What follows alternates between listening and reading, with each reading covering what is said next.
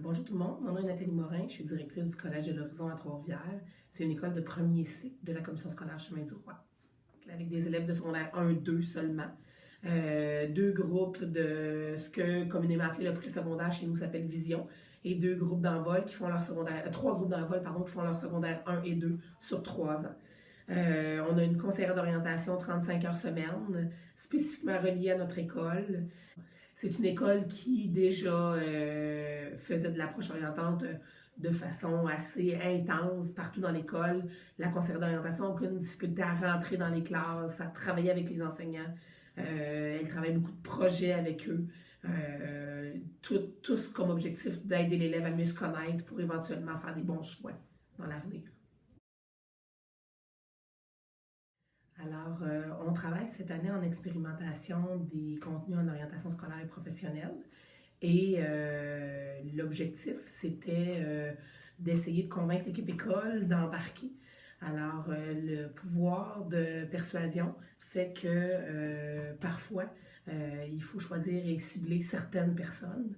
Donc, dans un premier temps, il y a une présentation lors d'une mensuelle à l'ensemble du personnel sur un survol de ce que c'était les contenus en orientation scolaire et professionnelle, en expliquant qu'au premier cycle du secondaire, il y aurait 14 contenus obligatoires.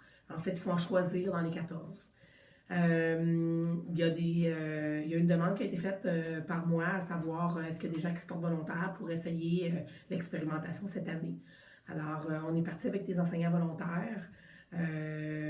On avait déjà analysé la situation en se disant qu'en secondaire 2, on touchait à rien parce qu'on avait déjà une situation d'apprentissage et d'évaluation qui était en place et qui correspondait au contenu, sur laquelle on n'aurait pas grand-chose à modifier. On avait éliminé cette caractéristique-là tout de suite en partant. Et on voulait travailler avec les élèves de première secondaire. Et on a une enseignante de mathématiques qui s'est portée volontaire. Donc l'objectif de ça, c'est qu'il y a une enseignante qui travaille et on a dans l'école des concertations de discipline où les enseignants par matière se regroupent une fois par cycle pour discuter de leur planification. Et l'enseignante, elle prend le temps d'expliquer qu'est-ce qui est fait comme travail au niveau de la préparation d'une situation d'apprentissage dans laquelle on parlera de métier professionnel. Tout de suite après moi, ils vont vous décrire tout ça. Je pense que la meilleure façon d'avoir l'explication, c'est d'avoir les gens qui en sont directement concernés. Donc, le travail, c'est un travail de collaboration. Il doit y avoir une collaboration entre la direction, il doit y avoir une collaboration avec la conseillère d'orientation et il doit y avoir une collaboration avec les enseignants. C'est très important, cette collaboration-là. Et il ne faut pas non plus tenter d'imposer ça à tous. Il faut y aller à petits pas. La théorie des petits pas est une théorie gagnante. Elle a fait ses preuves dans mon école. Dans l'élaboration, on a fait une présentation au conseil d'établissement pour mettre les parents dans le coup.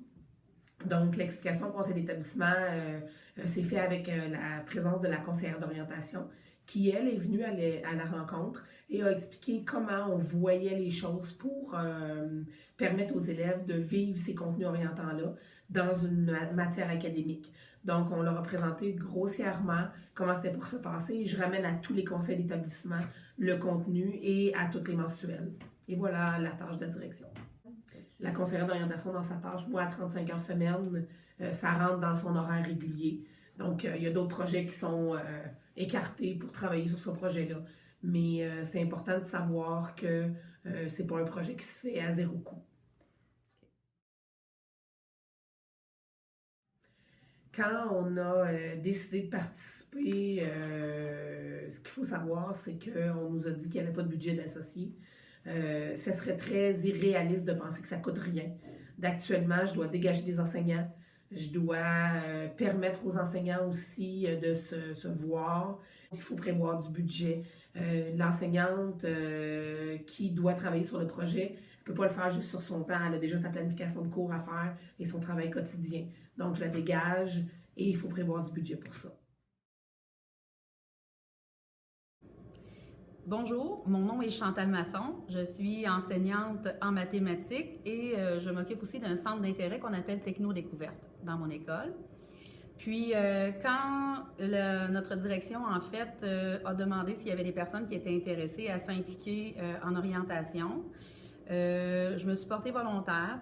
Ça se mariait bien avec mon centre d'intérêt parce que mon contenu dans mon centre d'intérêt fait référence à plusieurs domaines du monde du travail. Par contre, ensuite, j'ai constaté que ça prenait une matière qui était vue par tous les secondaires 1, donc on s'est dirigé plus vers les mathématiques. J'utilise beaucoup d'exemples du monde du travail aussi pour répondre à la fameuse question « ça sert à quoi ?» Donc moi, mon rôle comme enseignante à ce niveau-là, je le vois de la façon suivante. C'est sûr qu'on a déjà eu des rencontres pour déterminer les contenus en orientation qu'on utiliserait dans le cadre des COSP. Puis ensuite à ça, on a aussi ciblé certains contenus pédagogiques en lien avec les mathématiques, puis on est à développer des situations d'apprentissage en lien avec les contenus en orientation, le monde du travail et aussi les contenus pédagogiques. Par exemple, en cuisine, on utilise beaucoup de fractions. Donc, on pourrait utiliser le métier de cuisinier, expliquer en quoi ça consiste, les études nécessaires, puis ensuite avoir des situations d'apprentissage en lien avec les fractions et en lien avec le métier de cuisinier.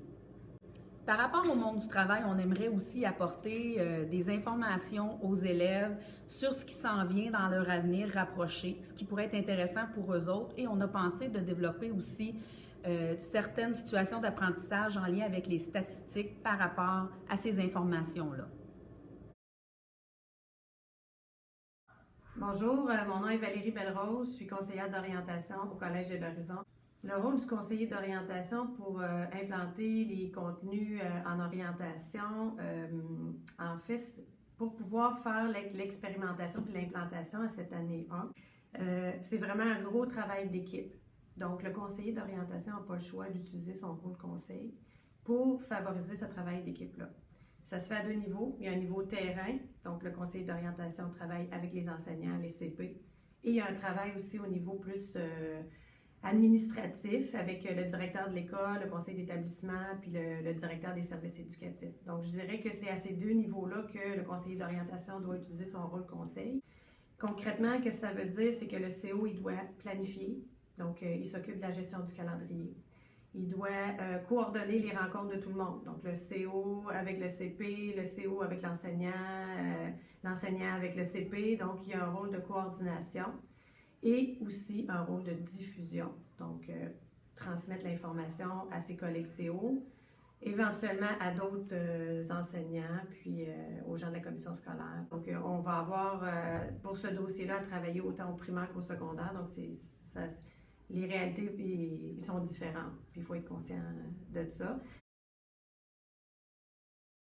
Pour pouvoir amener une personne à changer de pratique, je pense qu'au départ, il faut développer un lien de confiance avec cette personne-là.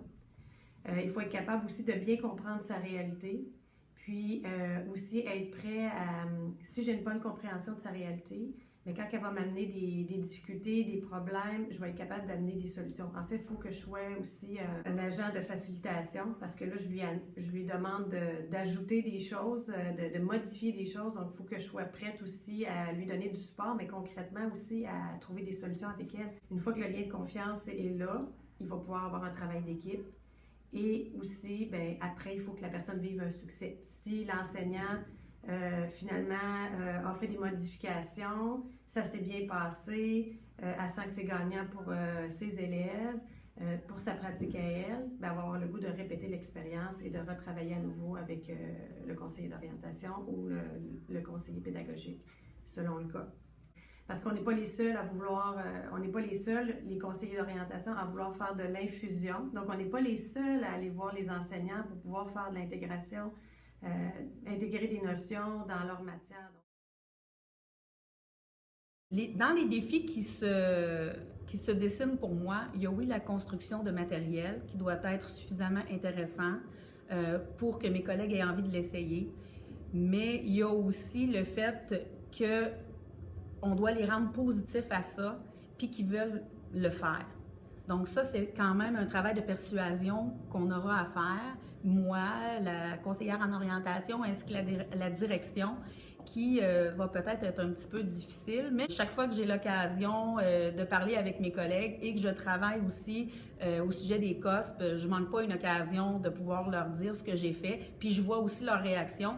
Puis, je peux me servir aussi de leurs idées, puis de leurs opinions pour enligner, dans le fond, mon travail au sujet du matériel qu'on a à construire. Les difficultés que je vois présentement, puis en même temps, ça parle des défis, là, c'est s'assurer que tout le monde est sur la même longueur d'onde, puis tout le monde se sent qu'à sa juste part. Donc, les difficultés et les défis, ben, en fait, c'est la coordination, puis tout le monde, que l'information circule aussi. Et le danger aussi, c'est de s'éparpiller, de vouloir trop en faire, de vouloir peut-être impliquer trop de monde pour commencer. Une des difficultés qu'on rencontre au niveau des enseignants aussi, c'est que plusieurs se sentent souvent serrés dans le temps, puis voient souvent ça comme une surcharge de travail. Donc ça va être un gros défi à relever, que les enseignants ne sentent pas ça comme une surcharge de travail. Le plus gros défi pour la direction, excusez ma voix, comme vous pouvez le constater, une petite laryngite. Donc, le plus gros défi pour la direction, c'est de s'assurer de garder le focus, de s'assurer de garder l'équipe active dans l'implantation des contenus et de déterminer avec l'équipe les moyens d'action qu'on va mettre en place, de se rencontrer régulièrement, de s'assurer de travailler en collaboration et d'être au courant de ce qui se passe. Donc, si on me questionne demain matin, je suis capable de vous dire ce qui s'en vient.